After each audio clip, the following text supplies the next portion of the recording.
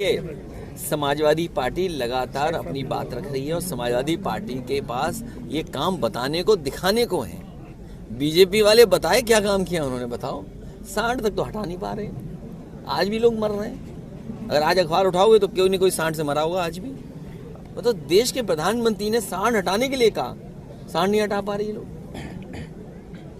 लोकसभा 2024 का समय भी नजदीक आ रहा है। देखिए 2024 गठबंधन के साथ आप लड़ेंगे या अकेले दम पर पूरे उत्तर प्रदेश में आप? देखिए समाजवादी पार्टी अपनी पूरी ताकत से चुनाव लड़ने जा रही है। गठबंधन के साथ जो हमारे साथ पहले से गठबंधन में है दल, उनको साथ लेकर के। वहीं कांग्रेस कह रही है कि हमारे बिना गठबंधन की पूरी कल्पना की नहीं जा सकती। तो कांग्रेस कहती रहे, उसे क्या कहने में कौन बुराई है। हम कुछ भी कहें, आप चलाओगे नहीं चलाओगे आपकी मर्जी। अध्यक्ष बागेश्वर धाम वाले शास्त्री धीरेन्द्र शास्त्री पर अवैध टिप्पणी हो रही है। मैं तो आपसे कहूंगा उनका देखना मत ना पड़ना। मैं तो आपसे कहूंगा भाई, मेरा तो यही निवेदन है, अगर ठीक ठाक रहना है तो देखो वाको नहीं हो सकता। अरे कहाँ दुनिया पहुंच गई, सोचो कहाँ दुनिया जा रही है। एक्सप्रेस वे बन रहे हैं, लोग आना जाना कितना आसान हो गया, जिंदगी आसान हो गई। कहाँ तुम उन चैनलों के चक्कर में पड़े हो यार। एक जो स्वानी शाह और बन के आई है। हिंदू शब्द धार्मिक शब्द नहीं, भौगोलिक शब्द है। इसको लेके आपको कौन? केरल के राज्यपाल आरिफ मोहम्मद ने दोबारा दोहराया। मैं बहुत सारी इतनी जानकारी नहीं रखता। मैंने तो एक बार प्रधानमंत्री जी को ये सुना कि जर्मनी और भारत का कुछ एक है, तो मैं क्या मानूं भूगोल। तो भूगोल तो बदलता नहीं ना कभी। आप उठाइए वो प्रधानमंत्री जी का, प्रधानमंत्री जी ने जर्मनी में जाके कुछ कहा था कि भारत और जर्मनी के लोगों का जीन्स एक है, डीएनए एक है। कोई गलत बात नहीं कहूंगा मैं, मुझे याद नहीं है, लेकिन क्योंकि बात निकली है तो मैं कह रहा हूँ। तो ज्योग्राफी तो बदलनी नहीं चाहिए ना। तो कहाँ जर्मनी कहाँ भारत। सवाल इसलिए महत्वपूर्ण हो जा रहा है क्योंकि जब भी चुनाव होते रहे 80-20 का चुनाव करके बीजेपी में। अरे छोड़ो यार 80-20, वो चौपाई नहीं सुनी तुमने अभी? नहीं सुना तो फिर दोबारा मैंने अपना नाम बता दो। दीपक कठेरिया। अरे भाई शूद्र, आपको नमस्कार। कोई दिक्कत नहीं है, जो चीज है परिचय उसको बताने में कोई समस्या तो हम भी तो शूद्र हैं, तुम्हारे साथ हैं, हम कहीं अलग नहीं है तुमसे। मैं उसकी बात नहीं कर रहा हूँ। क्यों नहीं कर रहे बात उसकी?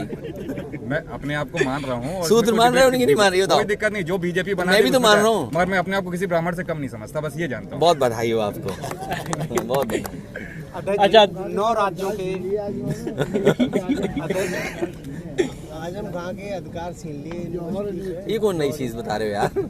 आजम साहब पे सब झूठे मुकदमे हैं, दीपक यादव पे झूठे मुकदमे हैं, हम पे आप पे तुम सच दिखा दो अभी झूठे मुकदमे लग जाएंगे तुम पे। मैं आपसे कह रहा हूँ धार्मिक ग्रंथ के खिलाफ कोई नहीं है ना, मैं खिलाफ हूँ।